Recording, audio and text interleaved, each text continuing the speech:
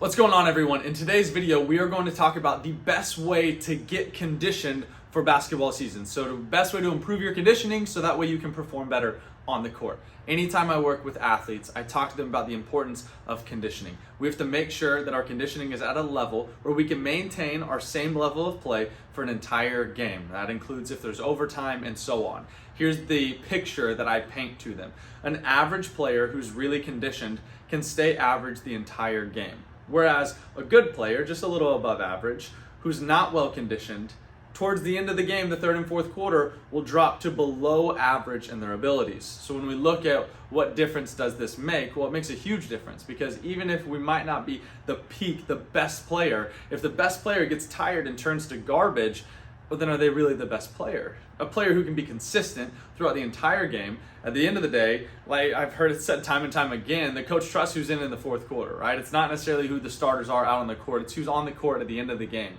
Those are the players that are making the biggest impact, because those are the ones that are going to make or break the game for you. So if we are not in good shape, and because we're not in good shape, we don't get the ability to perform at the end of the game, or we can't perform to the best of our abilities at the end of the game, that's an issue. No matter how much work you put in on your shot or your handle, if you don't have the ability to keep a good shot and a good handle at the end of the game, then we might see some kinks in the armor. We might see some areas, some flaws that we need to address. So we're going to go through the top 4 things, in my opinion, to help you be in shape for basketball season. This is what I have athletes do here at the gym when I work with them all the time. So number 1, I took this from Paul Fabrit's Sprint, Jog, Walk. He has a great little formula that he talks about of if you do a full workout. So let's say you go and you have practice. At the end of practice, you're going to rank yourself 1 to 10 on whatever, the scale of 10 being a full game. You just finished an entire game of basketball. You're dead. It went into overtime. You played every minute.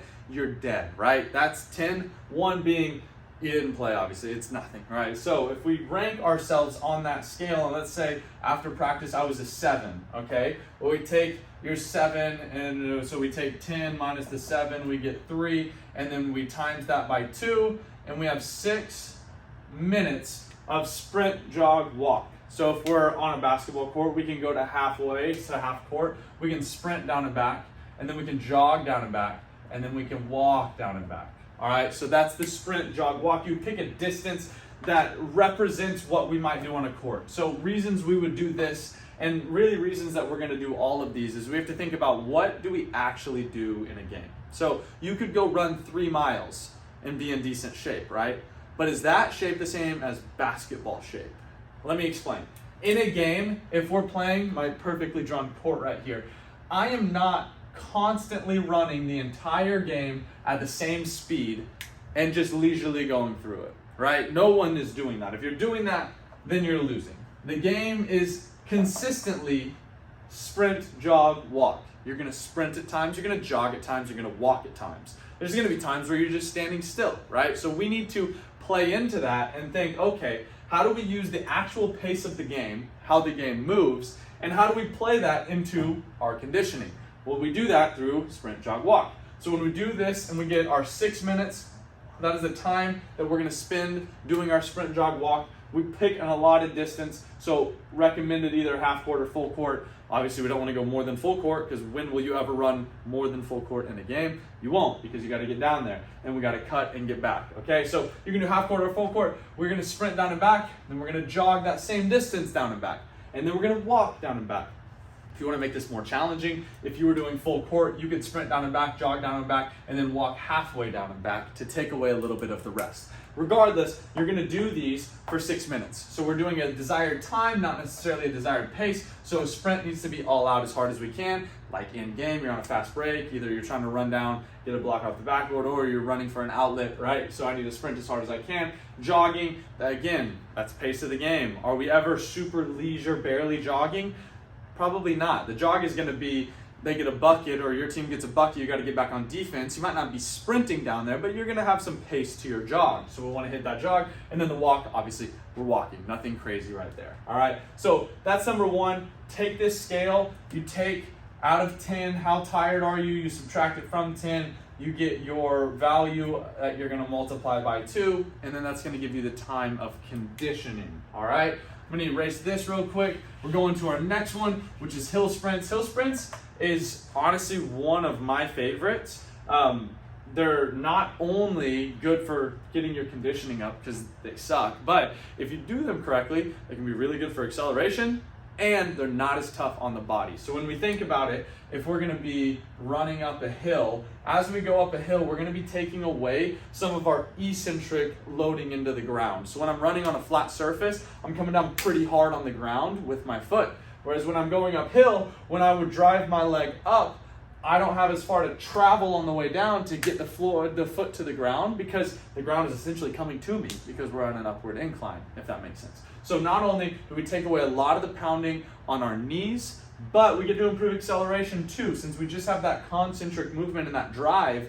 Even if we're running upright, I'm gonna draw a stick figure right here. Let's say I'm running uphill right here. This leg might be a little bit off. So if I'm running uphill right there, if we turned that on its side, it's gonna give me the forward lean that I'm looking for, which would be down into the ground, up. That gives me the forward lean of acceleration.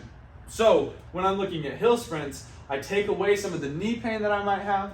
I improve my acceleration because of the angles at which I'm producing force with my body, and then also I'm getting that conditioning. So when we do hills, we want to make sure of a few things. If I run back down the hill, so if I turn around and run back down, well, now the thing I just said about taking away some of that pounding into the knees is gone, right? We're getting the pounding back in the knees because we're running downhill. So if I run up, I want to walk back down, okay? I don't want to increase the pounding on the knees. I want to take it smooth, and I want to give all out exertion as well. Next thing, if you run up and you run back down, you take away a little bit of our acceleration that we're trying to get. If you can't give 100% effort, and you're giving 40, 50, 60% effort, we're probably not going to get as much on the beneficial side of acceleration. So hill sprints, very, very great. I put them as number 2. This is in no direct order, pretty much from here up. The number 4 is going to be a little bonus that I'm going to explain for some of you who are kind of stuck in your ways with what you want to do. But hill sprints, great for the overall pounding of the knees. A lot of you struggle with knee pain as is, so hill sprints are a great way to not have as much knee pain, work on your acceleration, and on top of that, get your conditioning where it needs to be. Number 3, play the game.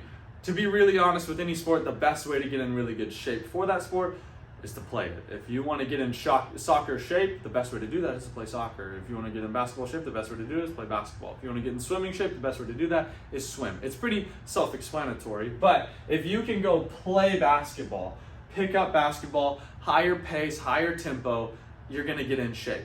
All right. Now, I say higher tempo and all that because I want to make sure that this isn't just like a rec league game, you're at the community center, wherever it is, and you're just going through the motions, because you might not get all of the benefits from it if you do that. What we want to do is try to find an in-game or a game-like scenario that you would have in season. Same thing as the sprint, jog, walk. We're going to sprint like we're in game, jog like we're in game. The walking not as important, but same with the playing game. You want to play the game like you would play the game. So if it's completely different, it's a lot easier. There's not as much aggression and speed and pace to the game. Then we probably need to reevaluate that and see if that's the best move for us. But at the end of the day, by playing basketball, you're going to get in better shape. With that, obviously playing the game, we look at knee pain, we look at all kinds of stuff that goes along with playing the game. And then we might say, okay, well, maybe these two would be a little bit more beneficial for me. When in all reality, if we had all of these, it would probably be great for us, okay? We do what we can when we can. If you have the ability to play a game at a high level, it's probably a really good choice to do that, to work on your conditioning that day. If we can just get done with practice, we don't have very much time, we can sprint, jog, walk in the same court that we're on, that we just finished practice on. It's pretty efficient with time. And then we'll look at hill sprints. If we can get out of the way to go do some hill sprints, not only are we going to save our knees a little bit, but we're also going to work on acceleration and kind of change up the stimulus that we get in these with just hard sprints walking back down. All right, lastly, intervals. I want to talk to you about intervals just for you stubborn people out there that aren't willing to do this. You're like, man, I just need to get miles in. I just need to run a lot all the time. If you're stubborn and you have to do that and mentally you think that's the way for you to get to where you want to be, that's okay. but let's do it in the right way. So what I would recommend with intervals, anytime you do an interval, that's doing one thing and then taking a rest and then doing it again, okay? My intervals that I would recommend if you have to run a little bit more distance to be happy, we can do 800 to 1600 meters, okay? So 2 or 4 laps around the track. After that, followed, and that's 1 by 800 to 1600 meters, followed by 4 by a 50-meter sprint. So this is going to be, I'll put race pace, but we're going to go as fast as we can for that 800 to 1600. Okay, so half mile to a mile, somewhere in there. And then 50-meter sprints 4 times. What's going to happen, you're going to cross the line. Let's say you do the 800 and you go twice around the track. Right when you cross the finish line, you're going to turn around, walk back to the line, and start your 50-meter sprint. No rest. You cross the line, you jog it out, you walk back to the line, you get set, and you go again. All right, you're going to do that for 4. You're going to be dead at the end of this. Working through this distance-wise, obviously, like I've already said, I would prefer you to do all this. This is if you're stubborn. So if you feel like you have to run a mile to get in shape, you go 1600 meters and do these 50-meter sprints after. If you're like, oh, I'm cool with 800, I just need a little bit further than the full court, then great. Do 800 and do the 50-meter sprints after. This is going to get you in shape. Is it perfect, ideal basketball shape? Not necessarily, but it is a tool that you can use to get some distance in if you're really into that, and also still be in a realm where it's not completely irresponsible of you, I guess. So this is an option if we're not going to do any of these. Obviously, we would recommend all of these over this, but again, it's an option for you. So these are the top 4, I guess top 3 ways, and then an additional for you if you're looking for an additional to get in basketball shape, to get conditioned for upcoming season. All right, make sure that we're hitting this stuff hard to get ready for season and not thinking that we can do this once season starts. Once season has started, you should be at your peak of where you will be, and then through the season your goal should be to maintain,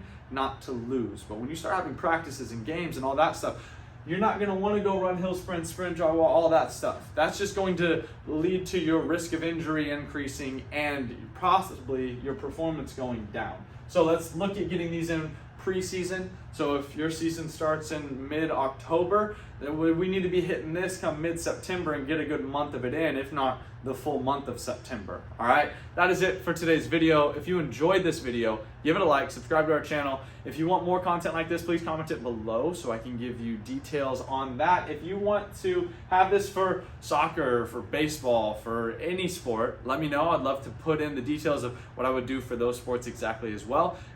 Thank you for watching. We'll see you next time. Peace.